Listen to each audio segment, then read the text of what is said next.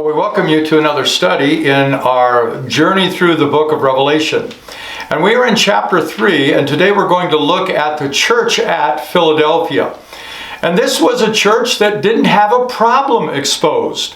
We saw at the church at Sardis, there was no praise for that church.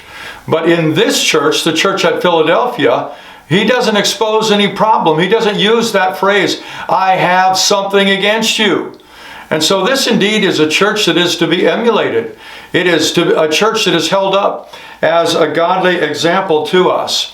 Well, let me tell you something about the city of Philadelphia. And again, things that happened in the city are playing a role in our understanding of the message to the church.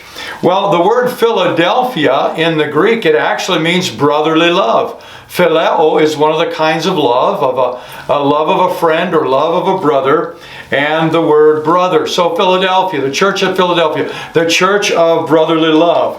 It was named for Attalus II because of the great love he had for his brother. And so it was named brotherly love. It was founded in 140 BC as a missionary colony. Now I'm using the word missionary, I'm putting that in there myself, because it was started to be a center from which the Greeks could Hellenize that whole region. And what does Hellenization mean? It means they wanted to spread the Greek language and the Greek culture. And that's why the city was founded, to be a center of Hellenization. Well, it was located on a road linking Europe and the Eastern world. And so armies would march right through there along these roads. And it was great for trade. But now God has ordained that it will be a center for the gospel to go forth. It really will become a missionary church. It was located at the corner of three kingdoms, Lydia, Mysia, and Phrygia. And so it was very strategically located. The Greeks located it there to spread Hellenization. But I believe God is using it, and was using it at the time, to spread His word. As a matter of fact, years later, it became known as the only truly Christian city amongst all the other pagan cities in that whole region. It was called, in some ancient writings, and this is noted by the famous author Ramsay, it was called a Christian city. And not only did they convert their own citizens, but they were very active in carrying out the spread of the gospel. There's something else I want you to understand in order to get a deeper understanding of what Jesus says to this church. And that is, much of the city was destroyed by an earthquake. As a matter of fact, 12 other cities in that whole area were completely destroyed by this terrible earthquake.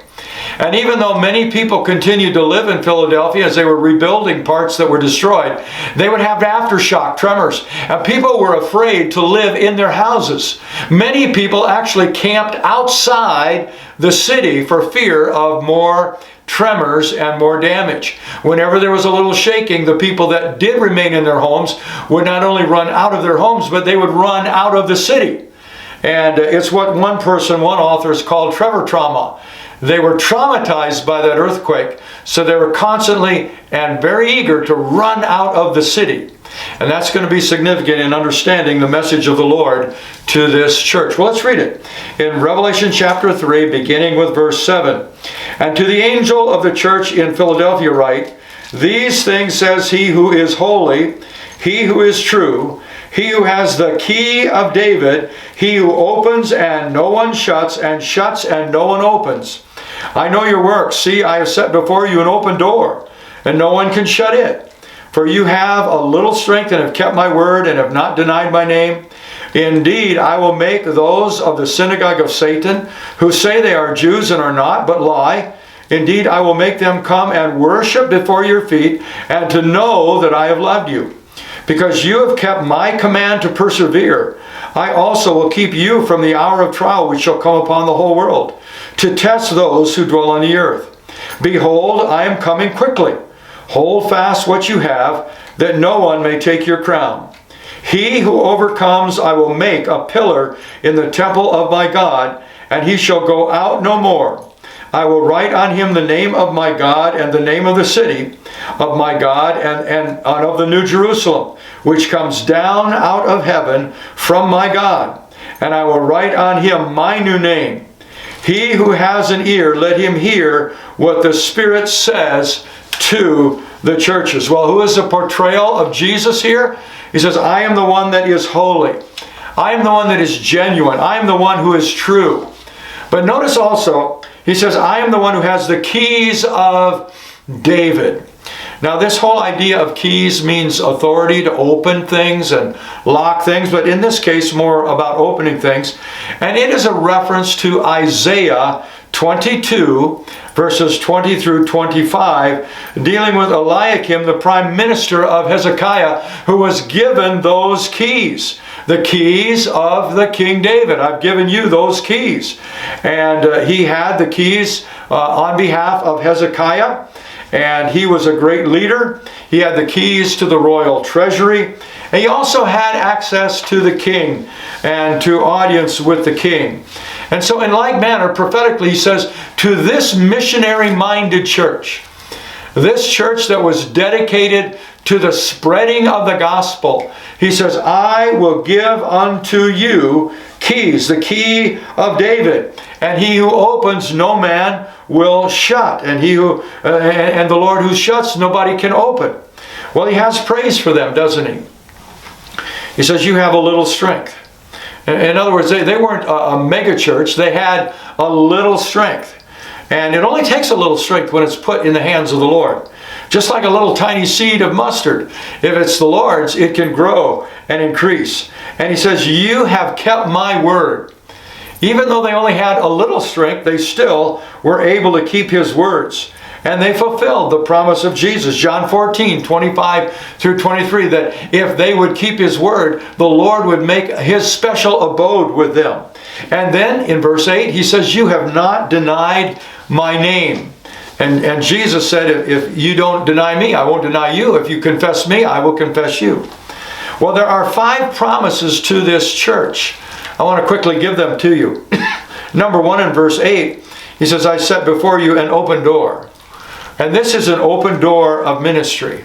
He said, if I open the door, nobody can shut it. So when God opens a door for you, nobody can shut it. We know from 1 Corinthians 16, 8 and 9 about open doors.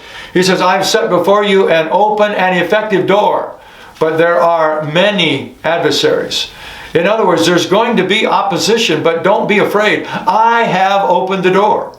And it's going to be fruitful. It's going to be effective, even though there are many adversaries. And he says no man can shut it. In a sense, that makes the church invincible. If God opens the door, not even the devil, not the government, no one can shut the opportunities that the Lord himself is opening. And he says that to this church. And then notice in verse 9, what an odd yet beautiful promise, that their enemies will be converted. Indeed, I will make those of the synagogue of Satan who say they are Jews and are not, but lie. Indeed, I will make them come and worship before your feet and know that I have loved you. Well, I believe they're going to worship the Lord, fall down before these people and worship the Lord.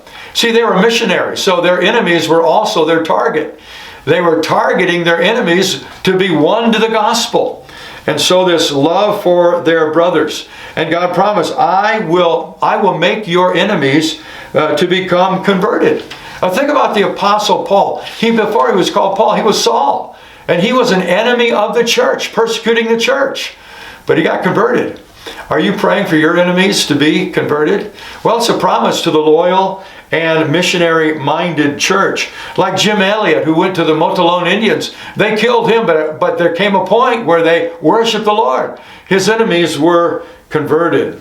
And then thirdly, he says, I will keep you from the hour of temptation. Verse 10, because you have kept my command to persevere, I also will keep you from the hour of trial, which shall come upon the whole world to test those who dwell on the earth. And back up in verse 8, he says, you have kept, you've just had a little strength, but you've kept my word, and you haven't denied my name. In other words, take what strength you have and dedicate it to the Lord and obey his word. Now your security, this is an important concept, your security is in your obedience. Because they kept his word, he said, I will keep you. Now we know the church was going to go through persecutions and suffering, but in the midst of all that, he would keep them. He would watch over them. He would protect them. And so they also are promised security. Notice he says to them, you will go out no more. Remember what happened in their history? Every time they felt a little shaking, they would run out of the city. And now he's saying, you will go out no more. In other words, I am going to give you a security. I am going to keep you secure because you have kept my word. Well, here's another great promise. I am coming soon. He says, behold, verse 11, I'm coming quickly. Hold fast to what you have, that no man take your crown. See, they had a crown coming to them because of their love for the Lord and their love for their fellow man, loving them enough to share the gospel. And so he says, I'm coming quickly. And to them, it's not a threat. To some people, when he says, I'm coming quickly, that's a threat because they're not ready. And his coming to them will be one of judgment. But his coming to these people will be one of reward. He says, don't lose your crown. You've got a crown coming, and behold, I am coming. So hold on. The Lord has a crown for all those who love his appearing. 2 Timothy 4:8. So don't lose your godly position. And he says, I'm coming soon. And that's a promise of the Lord to the missionary church. And here's the last promise, and I love this one. He says, I will make you a pillar. Think about their history. Earthquake. Everything falling. After that first great earthquake, they would come and they'd prop up their walls. They were afraid their walls were not strong enough. They were afraid that if any little shaking would come, that they wouldn't be able to withstand the next shaking. And God says, no, because you've overcome and because you've kept my word, I'm going to make you something solid. I'm going to make you a pillar. A pillar is someone that others can hang on to. Wouldn't you love to be a pillar in your family? Or we use this phrase, he's a real pillar in the church. In other words, he's faithful, he's strong, he can be counted on, he can be depended on. He is indeed a pillar. And so they came from this insecurity of being always running out because of the fear of another earthquake to now being called a pillar in the house of our God. And so he says in verse 11, behold, I'm coming quickly. Hold fast what you have, that no man take your crown. He who overcomes. And we'll see this all through the book of Revelation. It's about overcoming. He who overcomes, I will make him a pillar in the temple of my God. He shall go out no more. I will write on him the name of my God and the name of the city of my God, the new Jerusalem which comes down out of heaven from my God. And I will write on him my new name. In other words, I am going to give you a new identity. And you're going to be a part of this eternal church, this city of God. And you're going to be secure. Why? Because you used what little strength you had to hang on. And not only did you hang on, but you spread my word. And so I want to tell you today, you have enough strength to do what God's called you to do. Because when you use what strength you have, his grace then kicks in and enables you to do even above and beyond what you thought you could do. This little church, this Philadelphia church, it was a world-changing church.